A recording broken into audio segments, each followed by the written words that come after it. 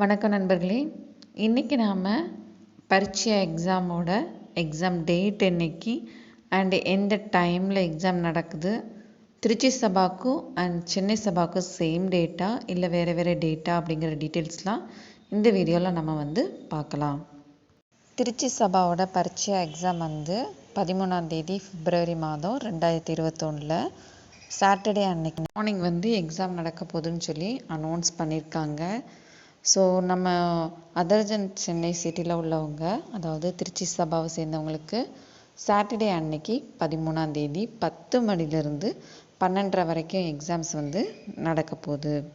திருச்சி சபாவில் உள்ளவங்களுக்கு பரீட்சை எக்ஸாம் எழுதுறதுக்கான ஹால் டிக்கெட் பிப்ரவரி 1 நம்ம டவுன்லோட் பண்ணிக்கலாம். திருச்சி சபாவோட வெப்சைட்லேருந்து நம்ம டைரெக்டாக டவுன்லோட் பண்ணி ஹால் டிக்கெட் நம்பர் ஸ்டூடெண்ட்ஸ்க்காக நம்ம எடுத்து வச்சுக்கலாம் மண்டேலேருந்து. இது சென்னை சேர்ந்தவங்களுக்கான பரீட்சை எக்ஸாம் 28 பிப்ரவரி 2021 சண்டே அன்னைக்கு மார்னிங் 10 o'clockலேருந்து 12:30 PM வரைக்கும் எக்ஸாம் கண்டக்ட் பண்ண போகிறதாட்டு ஆல்ரெடி இன்ஃபார்ம் பண்ணியிருந்தாங்க.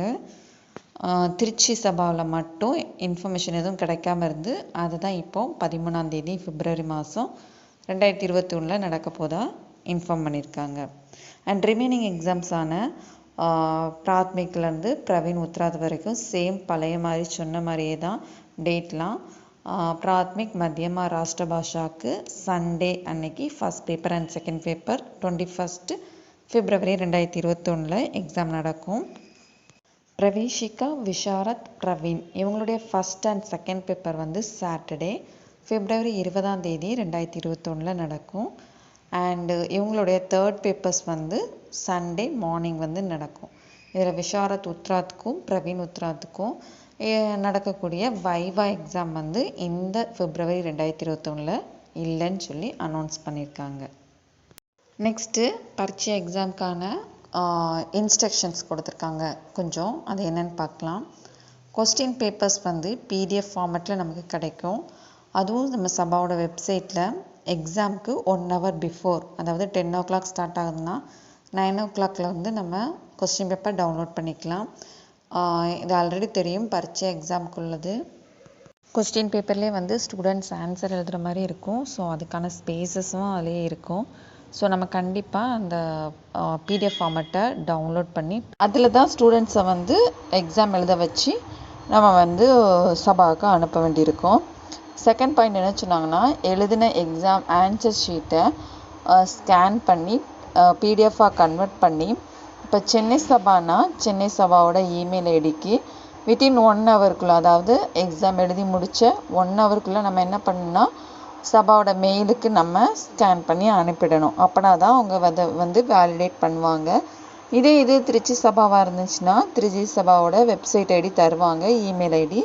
ஸோ அதுக்கு நம்ம ஸ்கேன் பண்ணி அனுப்பணும்.